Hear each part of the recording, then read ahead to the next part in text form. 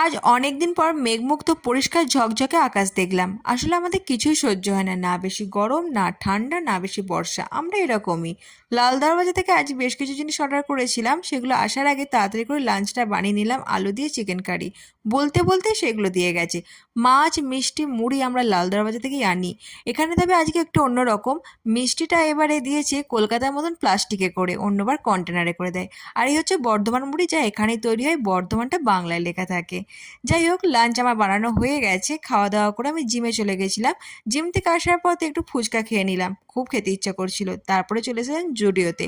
আমার টুকটাক কিছু জিনিস নেওয়ার ছিল, সেই জন্যই এসেছিলাম। তবে জুডিওতে সবসময় শুভই কেনাকাটা বেশি করে। আমি ম্যাক্স আর প্যান্টালুন্সে যেতাম, ট্রেন্ড আমার খুব একটা ভালো লাগে না। তবে লাস্ট কয়েকবার আমি জুডিওতে এসে কেনাকাটা করে বেশ ভালো লেগেছে, কারণ জুডিওতে সুন্দর সুন্দর লেটেস্ট কালেকশনগুলো রাখে। তো আমারও বেশ ভালো লেগেছে, তাই আজকে বেশ কিছু